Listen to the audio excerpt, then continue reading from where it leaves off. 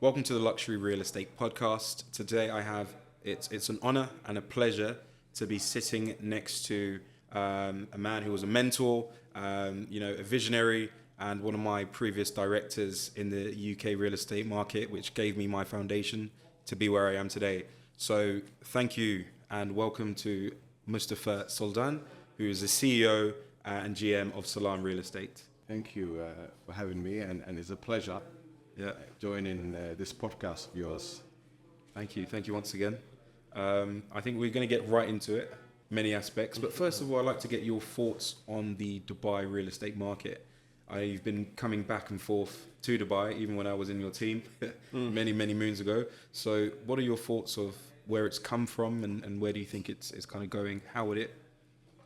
Okay, well, first and foremost, once again, thank you. And Dubai, it's really an exciting market for me. I mean, just seeing it go from strength to strength in the last number of decades, it's been absolutely, quite mesmerizing in a way. In my opinion, it's a very dynamic and exciting market, which is still growing extremely well. Sense of there's new construction and development projects. I don't share the view that people have that it's a mature market. I think it's far from mature.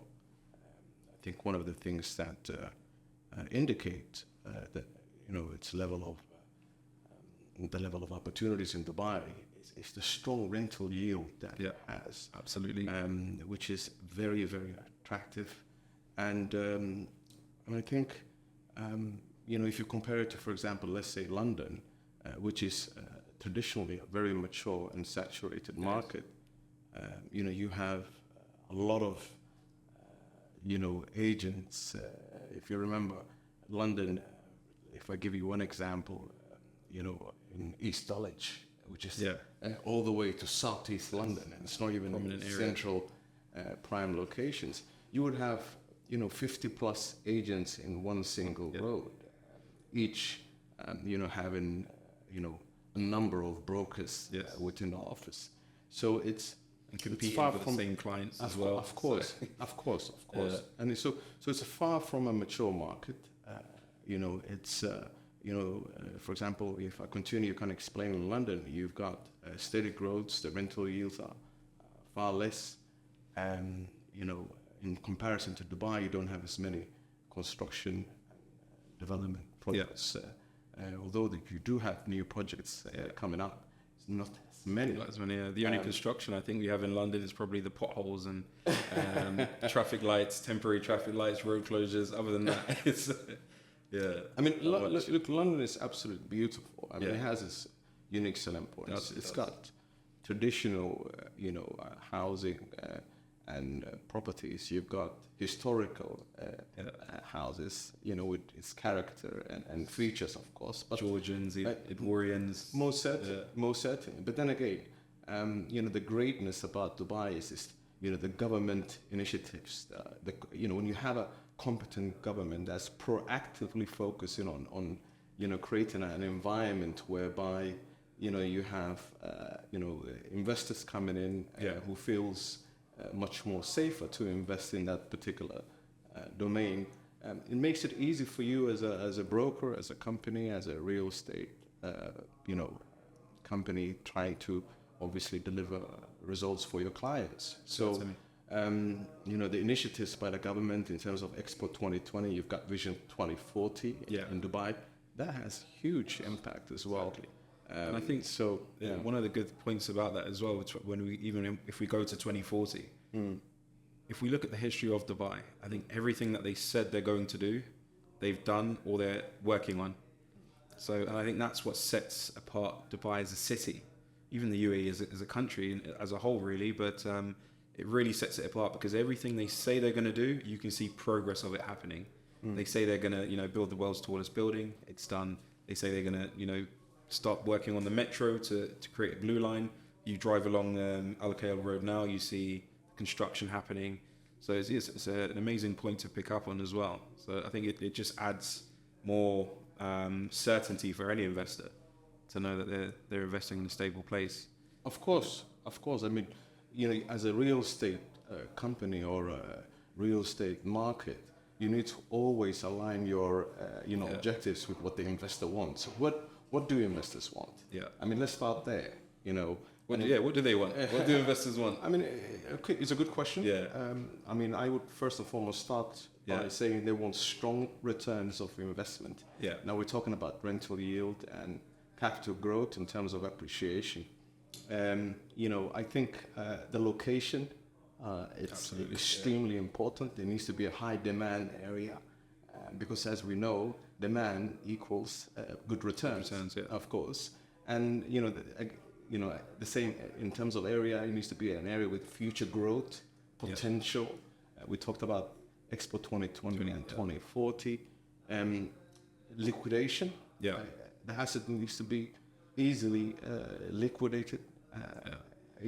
As a thing or a point that most agents sometimes don't consider. Because, the exit strategy. Of course. So, and it needs to be a high volume area and to ensure liquidity for an investor.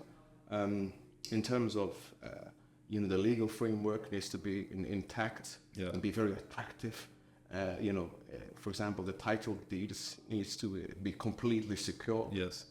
Economic indicators, market and political stability, and then of course the big one, tax benefits. In comparison to London, it's night and day. In Dubai you have no income on,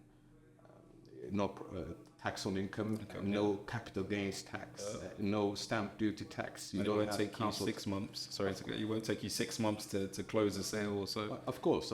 Even a rental, I think one of the good things I think we do which you'll probably agree on in the UK is we do rigorous referencing processes to make sure we're getting the right people in. Of course. That's not something that's strong in Dubai just yet, but it would be interesting to hear your thoughts about that. Oh yes, I mean we talked about the benefits of obviously the market as a whole. If I talk about perhaps areas of opportunity and why I say this is far from a mature market, I see lots of opportunities still available. And if we start with the rentals, let's discuss companies. In fact, and when you look into companies, it's almost like they focus on the kind of sale at hand today or this week or this month, but they don't really focus on the properties and the management. And when it comes to real estate, I find when I review or value companies that one of the biggest value points of a real estate company is how many properties you have under management. And I think that's where the rental side comes in, and the culture of obviously making sure that the tenant is fully referenced from the get-go, from the outset. So I think it's like I said, I keep coming back every time I come here. I tell my colleagues, this market is so interesting, so much still remaining to kind of, get or achieve. And it's growing from strength to strength, and it's beautiful to watch. I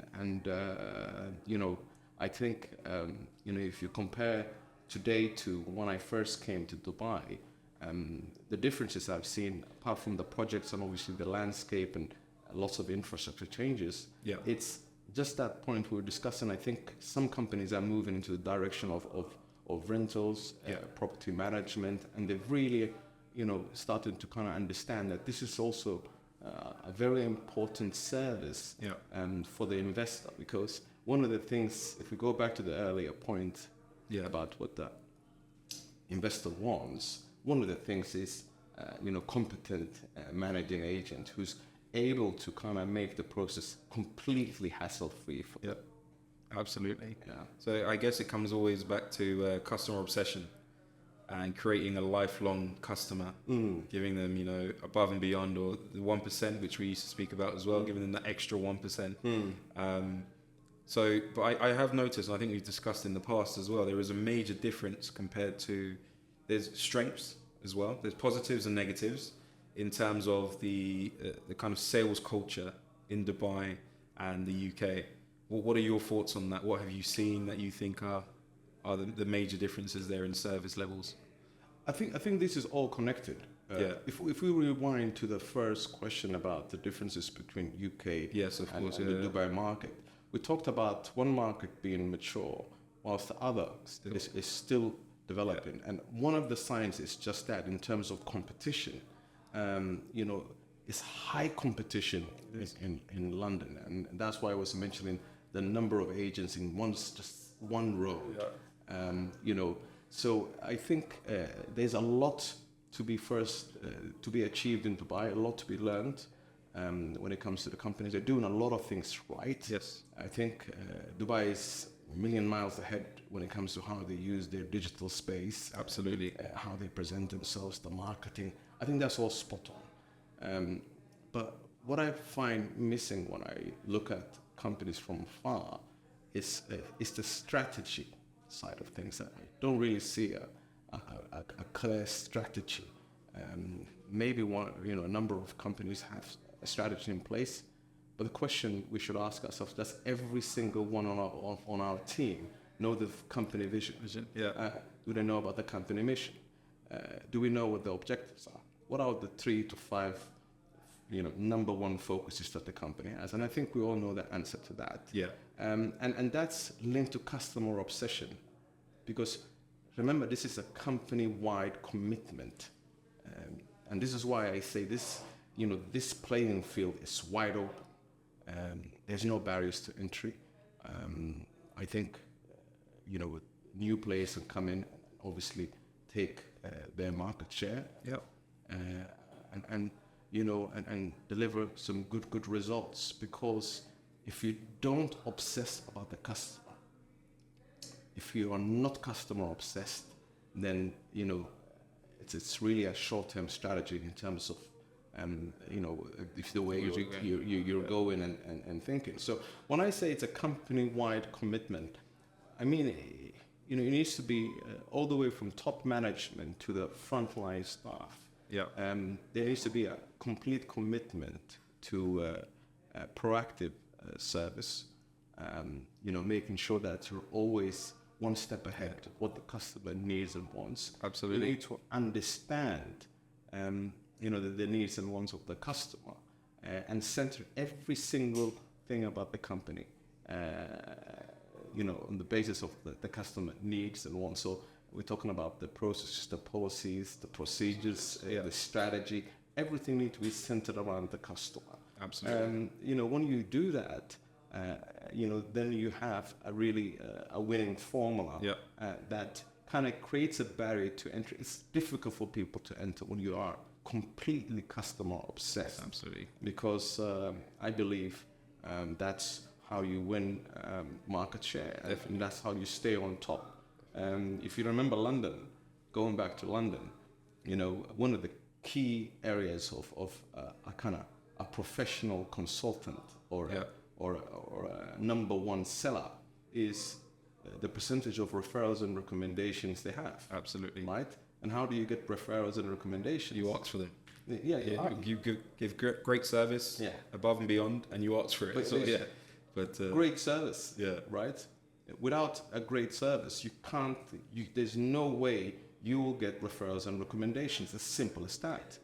I always say, if you don't get referrals and recommendations, that's a good, point of feedback for you as a company. So if we continue on the customer obsession topic, then you need to obviously be focused on continuously learning, continuously seeking out feedback from the customers, because the market is not going to wait for you. It's going to change. So you need to know what you're doing right, do more of that, and find out what you're doing wrong, and make sure that you improve that immediately. Super. And then continuously, set out to kind of understand more about the customer. And then lastly, tailor-made personalized service, that's based on obviously certain individuals that you've offer your services or experiences to. Yeah. So you know what they want, you know what their preference is. So you make sure that you always adhere to their needs and wants. Certainly. So customer obsession is one big thing that I think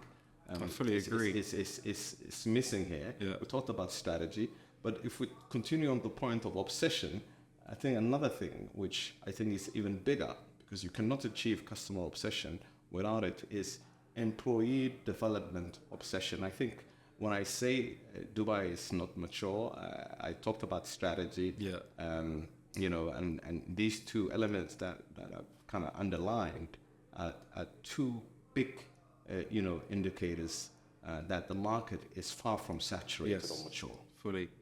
And I would even add effect on that as well, because what I've seen in the market personally, as a comparison, is agents that are doing really well are the ones who are customer obsessed. They're the ones who are getting referrals. They're, most of the people they're selling to are their friends and family, or second contacts of their friends and family. And what we have noticed in the market is those who are really hungry and putting in the hard work, they're not doing as well as they should be. The reason why is because a lot of clients here do what we call information gathering. They might say that they're interested in a project, gather the information, and then move it onto someone that they like and trust. So fully agree with you on that. Customer obsession is number one, and I think it is something that does need maturing as a whole. I like to think at the luxury real estate we've got it right. We're going in the right direction, but as a whole, as an industry, it's definitely something that needs to be worked on. Now, what I want to ask you now is, in terms of what you've seen in the market, are there any kind of key developers or developments that you've seen that you think are, or I would say, what would be the developments that you've seen that are kind of top-notch, uncomparable, in your opinion? Jimmy, excuse me. I want to kind of go back to that point about strategy. And you mentioned some really good points about, how the investor likes, or the buyer likes to gather information. Yeah. I mean, it goes back to that strategy point. Yes. If there is a clear strategy, started from the top. Yeah. And I keep coming back to this. Yes. It's a straight, very clear strategy, because you mentioned the brokers that are good at customer delivery or service. Yes. I mean, that's an individual decision. It is. I mean, I'm personally not interested in individual decisions. Yeah. What's important is that the company makes a decision. Yes. That way, it's sustainable. Yes. Exactly. That way you get a long-term, continuous result. Yes. And it's much better when there's a complete team all heading in the right direction, focusing on the same things. Yeah. Aligned. Where their values is aligned with the company's values, and I keep taking it back to the strategy, and and the point about obsession. We talked about customer obsession, employee development obsession. A good friend of mine once said, if the staff or the employees don't see a staircase in the middle of the sales floor, then you are not really obsessed about their development. So what does he mean by that? They need to be able to see what they need to do in order to go to the next floor. Yes. The strategy, I believe, needs to be right. Yeah. And one of the things that drives strategies like that is competition, a mature market. Yes. That would make sure that people always look out to, implement the best sort of results in order to get the best level of outcome. The only way you will achieve that is having the right people in the right place, doing the right things at the right time. That's just my opinion on that. Employee development obsession, customer obsession, and then making sure that you have the right policies and procedures in place, and creating the right environment for them to kind of deliver the company standards. And if I'm going to add something else to that, you need competent managers. Yes. Competent managers. Making sure that they protect the company vision and protect the standards. Because when you have that, you will have the outcome that you need as a company, and achieve the results that you obviously want. Absolutely. If I come back to your question about notable projects, I mean, I mean, Dubai is full of Yeah. ambitious projects. It is You out know, of this so world. It's Yeah. amazing. I mean, anyone who loves property or real estate, Yeah. you know, this is just a gold mine, right? I mean, it's like a kid in a candy shop. Definitely. You know, you become mesmerized. But I mean, I like Burj Al Arab. I like the Dubai Marina. Yeah. You know, I like downtown projects. I mean, and the reason is simple. There's nothing else in the world that you can compare it with. Yes, absolutely. So they got the kind of the term differentiation to absolute T. You Yes. know, you know, when you're selling, of course you need to be different from others. So Yeah. that's a complete unique offer on the table, and there's nothing that you can compare with that. So I mean, I love that, and Palm Jumeirah, of course, is another Yes. a beautiful. They say it's the eighth wonder of the world. Yeah. They've added it on, you know, with Palm Jumeirah being one of the eighth wonders. I mean, we've got Palm Jebel Ali opening up as well. I mean, that's an absolute Yeah. beauty. It You is. know, the strategy, the plan, the implement. I mean, everything was perfect. Definitely.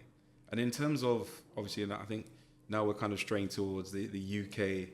I know we've touched on the UK and Dubai differences. Or should I say London? Because when we talk about the UK is so wide and it has different pockets of mature and developing markets. For example, the Northern Powerhouse, Leeds, Birmingham, Manchester. It's a lot different to if we're talking about London. But one thing we have seen from the Financial Times is that by 2028, they're expecting the UK's millionaires to have left. And we're seeing a connection there because we're seeing some of pretty much the most millionaires in the world, they're all that are leaving the countries, they're coming from the UK. And we're seeing the UAE as number one for the most millionaires coming here, which means I would say most millionaires from the UK are coming to Dubai. What are your thoughts on that? Why do you think that is? Do you think it's you know, there's an advantage, disadvantage to it? What's your overall kind of concept of it? I mean, we touched on that. Yeah. We started off this podcast with discussing what the investors want. Yes, right? exactly. We talked about strong rental yields. We Yes. talked about capital growth, appreciation, tax benefits. Yeah. You know, no property income tax, no capital gains tax. I mean, capital gains tax in the UK, if I remember right, is 18% to 28%. Yes. You know, so I mean, the investor is obviously thinking about the best sort of returns for obviously, you know, for himself. Definitely. You know, that security in that of as course, well. Then you look at stability, security. You look at liquidity. Yeah. All the kind of important, elements. You're looking at the property condition. Is it easily maintained? What sort of, is the property cost effective? Yes. Yeah, you know, in terms of maintenance, because I mean, a lot of some of the projects in the UK, these are old houses. Yes. So the maintenance. Old post offices, derelict buildings. I mean, it has an impact. Battersea It has an Powerhouse. impact. Yeah. Climate has an impact. Yeah. You know, the sort of opportunity in terms of if you can add more value to property. So I think that's why when it comes to real estate investors or real estate millionaires, that you have people coming into Dubai investing, and you know, let's not forget, it's a strategically, great location. It is. Global. We're talking about this a strategic business hub. It's smack in the middle. Yeah. So, you know, again, having that sort of location is difficult to beat, and then of course the weather. So I think when it comes to real estate, that could be the reason. Yeah. I can't comment on, obviously, it's like generally the politically. I mean, many of these, the research and information sometimes is not fully accurate. Yes. So can't really comment on that unless I see the full details. But Definitely. from a real estate perspective, that's what an investor wants, and that's why they come to Dubai, and that's why the broker here in Dubai has a kind of a very, very big advantage, because they are, selling to the whole world, not just people who are obviously here in Dubai. Yeah, I think that's amazing, because that's a major difference, I would say, to the UK, isn't it? In the UK, we're selling to people who are in the UK or traveling for work or what have you, whereas here people are doing sales from a Zoom call. People trust the market, they know the market. Even if we were to look for things that are changing economically, such as the schooling systems, well, not schooling systems. A lot of people are now purchasing schools, and it's something that I've never seen before.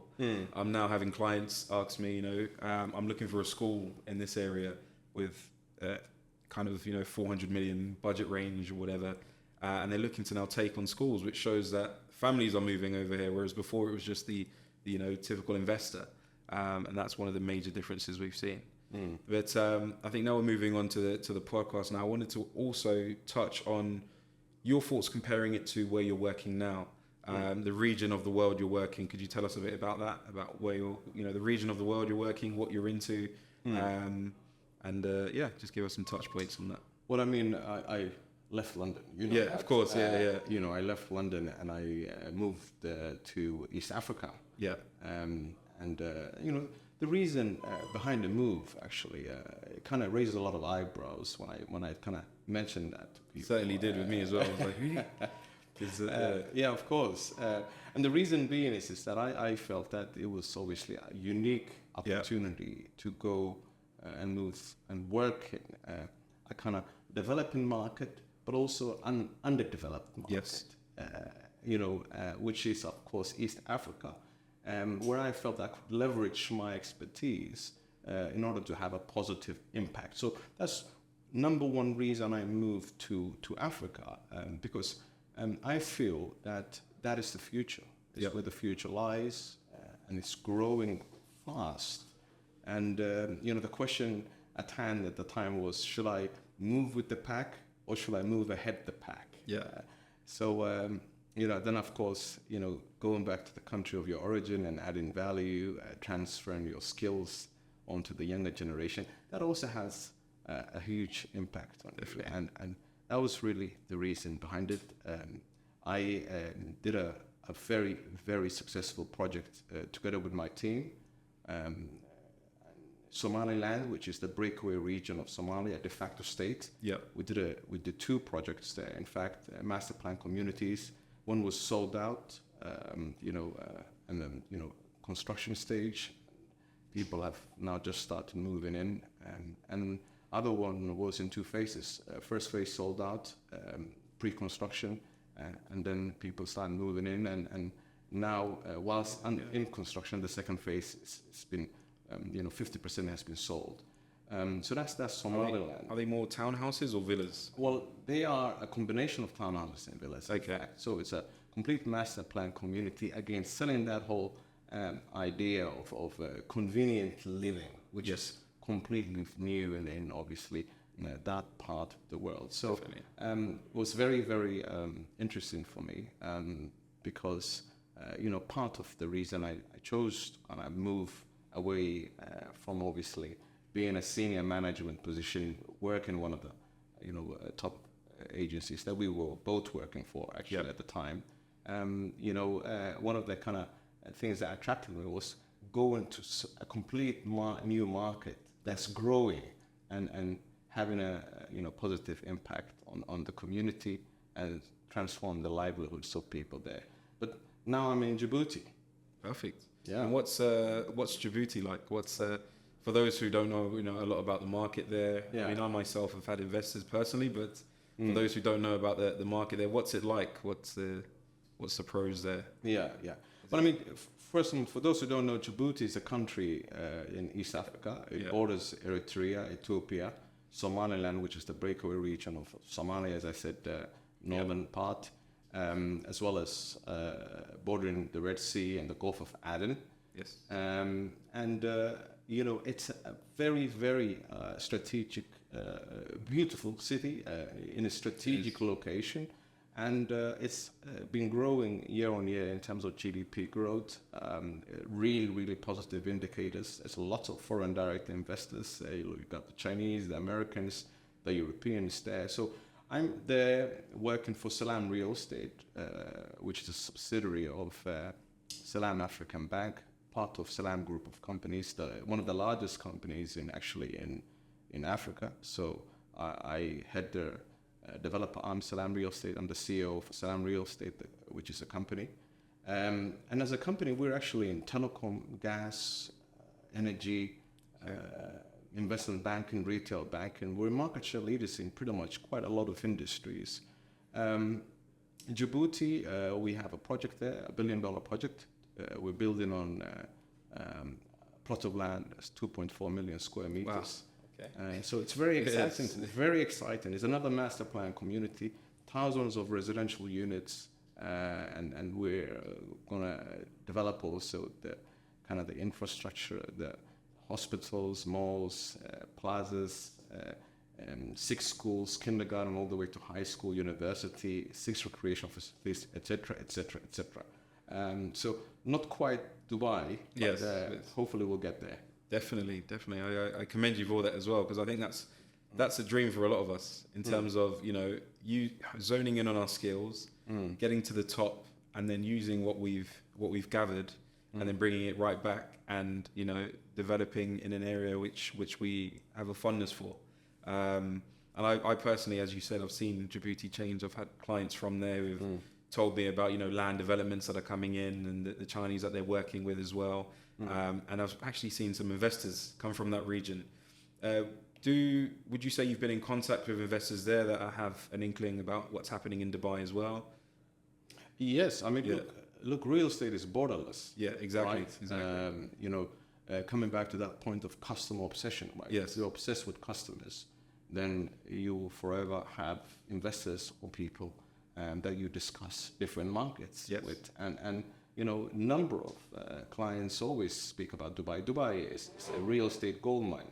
Why shouldn't they? We talked about all the reasons of why you should speak about Dubai. Yes. We talked about it a number of times in this podcast. Yeah.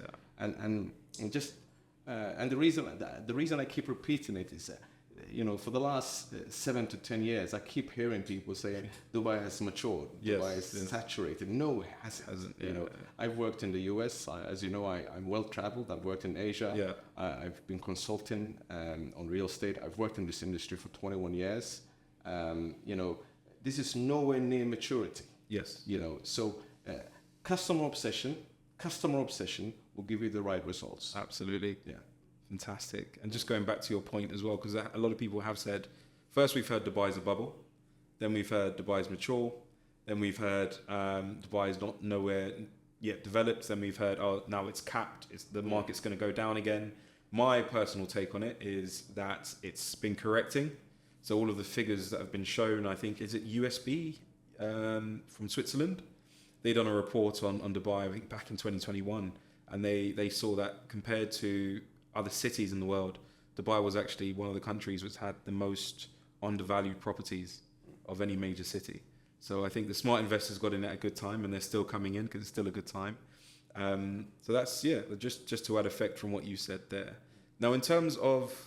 If I sorry to interrupt. Yeah, please. I mean, look, investors look at objective numbers. You know, all this subjective nonsense. It's just noise. What people say, and, you know, it's not interesting. You know, if you're doing a project, they will look at the internal rate of return, look at, you know, net present values, they will look at, you know, their obviously financial models, you know, subject to what the figures tell them. That's what they're going to base their decisions on. Absolutely. And you know, we spent a good, you know, 70% talking about what investors want. Yes. You know, and I keep coming back. There's 2 things that investors look at: rental growth or rental yield, capital growth, appreciation. That's it. Then in addition to that, there's a lot of other influencing factors. We talked about the property condition. We talked about tax benefits and all this other good stuff that you find in Dubai. Sometimes, or in comparison to some countries, developed countries, only in Dubai. Yeah. Okay? Because you can't compare, let's say, for example, Dubai with a developing country. You can't. You know, it's not at all, the reason. And I mean, you're from Sweden as well, right? So you've lived in It's another mature market. Yes. So you know, Dubai. Well, if you're comparing Dubai to another country, you need to compare it to with other developed countries. And you know, in comparison to those countries, Dubai is far ahead in terms of attractiveness towards the investor. Definitely. So it's far from mature. It comes back what I've said, customer obsession, and then making sure that you are, you know, obsessed about developing your employees, because I believe all the basic skills needs to, you know, be looked at in terms of the development of employees is concerned. Definitely.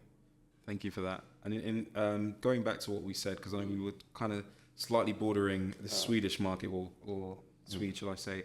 I haven't seen a lot of investors from Sweden, although I know a lot of them are making a large amount of money. They're invested. Some of them invest in Germany, in London. We had various investors from Sweden and London. What do you think we're missing something within the market in Sweden? Is there like a marketing knack or marketing hack, that you can advise us on with the Swedish markets and the way they think? Because I have noticed that a lot of Swedish people within the market out here are really entrepreneurial, whereby if they might work for a company for 2 months and then next thing you know they've set up their own and they're pushing it on. What do you think is missing? What effect could you add on to that? I mean, you do have actually Swedish investors in Dubai. Yes, quite a lot of them actually, and you have also Swedish businesses here. Yes, a large amount. Large amount. Look, the same applies to Swedish investors. Yeah, all investors are looking for items we've been discussing. Yes, strong return on investment. Yeah, strong capital growth. It's really about how you approach them. Absolutely. Absolutely. How should we approach them? What I mean, because what I am getting at is that if we look at the top 20, if we're looking at one of the biggest developers, which I believe is Imar, I think number 20 on that list is France. Just before France is Morocco. And I was like, okay, I'm sure I should see more European countries on here. But I didn't. What do you think is a thing that we're missing there? Well, I mean, in terms of approach, let's look at, we've talked about strategy. We've talked about, the opportunity available. I keep going back to customer obsession. Yeah, that's number one. Obsession. If I go into the employee development obsession, because this kind of is somehow linked to how we, the question you asked, which is how should we approach them? Yeah. I believe there's a lot of missed opportunities. Yes. Likewise. Because first and foremost, your staff, they need to be absolutely clear on what you expect them to do, in terms of the tasks, the activities required, etc., how you approach, And then the second aspect will be the behavior element, which is obviously ensuring that they have the knowledge, the competence to actually, deliver the job. To give you an example, I get stopped by a lot of brokers when I'm at the mall, when I'm at the airport, etc., etc. And I sometimes tell them, well, go think about it. And then they let me go and think about it, right? Which is a very basic objection, right? Yes. And most of them don't know how to handle that. And just if we rewind a little bit, just the qualification part of things, it's completely missing. You're not selling a chewing gum. When you're walking in the mall, you're trying to stop someone, and then you immediately start with your sales presentation. It doesn't work that way. Yes. You should really identify what the customer wants, and by ensuring that your people are trained and developed and competent, and you're obsessed about their development, you are then able to deliver customer obsession, which is going to give you better returns on investment. Definitely. That's something I'm really appreciative of. The Swedish and European investors are used to people sitting down with them, qualifying them, listening to them, going through their value points and what's important for them. It's all about them, them.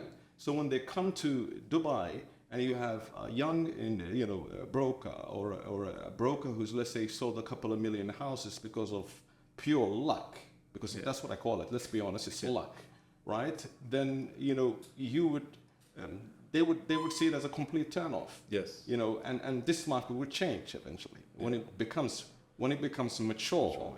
Then you need the developed employees, and you need to be obsessed about their development. Absolutely. And then you will have to be obsessed about the customer.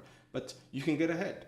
Absolutely. Anyone listening, they can get ahead. They can get ahead now. Win market share, create back a barrier to entry, invest in your people.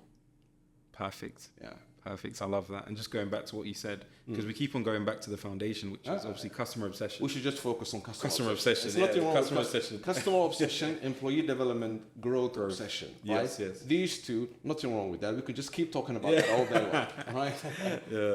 Because I always go back to registration. I remember when I started in your team, I was probably 21 years old at that age. I wasn't allowed to touch the phone until I knew how to speak to a client, until I knew how to qualify, until I knew how to build a rapport with someone and manage that conversation confidently, assertively, and professionally. So I agree with you in that sense. I have noticed, a lot of people within the Swedish market, they're used to that level of service. Similar to the Dutch. The guys from Netherlands, they're always kind of, I've had a lot of Zoom calls with them. And it's always that element of it's all about them and I need to make sure I'm taking this information down, not whining and dining so much, but, having several meetings to get to the point and just being there to hold their hand, not looking for the quick sale. Of course. Yeah. Hard sell doesn't work in this market. Yeah. You need to be an advisor. You need to advise. And the only way you can do that is by qualifying your customers and listening to them. Yeah. You need to listen to them. You're not a waiter. You don't work for McDonald's. I mean, no disrespect for anyone working for McDonald's. For example, if you go to McDonald's, you order a burger, right? Can I have that burger? The person at the desk or the till is not going to tell you, well, my advice is he's going to take the order, right? Yes. He takes Absolutely. orders. That's what he's trained to do. Yeah. But as a real estate broker, your job is to ask questions, listen, deliver an exceptional customer service and experience, and then try or commit to fulfilling that need and want. This is the importance for the Swedish investor and the European investors. And if you want to make sure you get business with them, you need to make sure you speak to them the right way. Definitely. Thank you very much. I think we're essentially coming to the end of our podcast. Okay. But I would like to pretty much rack your brains, and every conversation I have with you is valuable. In fact, every conversation almost I just feel like I want to record it. When I speak to Mustafa, I want to take my phone out, record.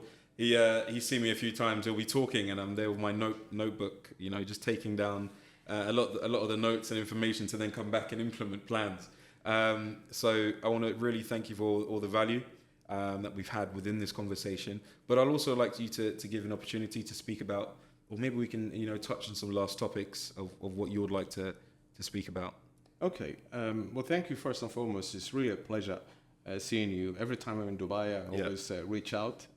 Really happy with about what you're doing and what you've achieved so far. And I'm sure whatever you put your mind into, Jimmy, you will achieve. 100%. Thank you. I mean, I would finish on this point, especially, talking to a young broker who's perhaps starting off in their career, is to have a purpose in life, have a clear purpose, a definite purpose. Yes. Why do you exist? Start with why. Yeah. Well, why? Yeah. What is your focus? At least 5, 6, 7 points. That's extremely important to you. Yeah. And then have, vision. What is your vision? What's your mission? And then make sure that every single activity you do at work is aligned with that purpose. Because then 150% that, you are heading in the right direction. And I hear a lot of young people talk about time management. How are you going to manage your time if you don't know what your purpose is? Yes. You don't even know you are heading in the right direction. Yeah. And that is key for me. One of my purpose goals is to transform people's lives, and that's why I want to share that point. Thank you. Perfect. Thank you so much. Just to add effect on that, I think I've heard you say before, if you don't value yourself, how can you value your time? Which with me is always stuck into my mind of I need to value myself. Otherwise, how am I creating that value? So thank you once again. A lot of gems. I think we've discussed so many gems within this podcast.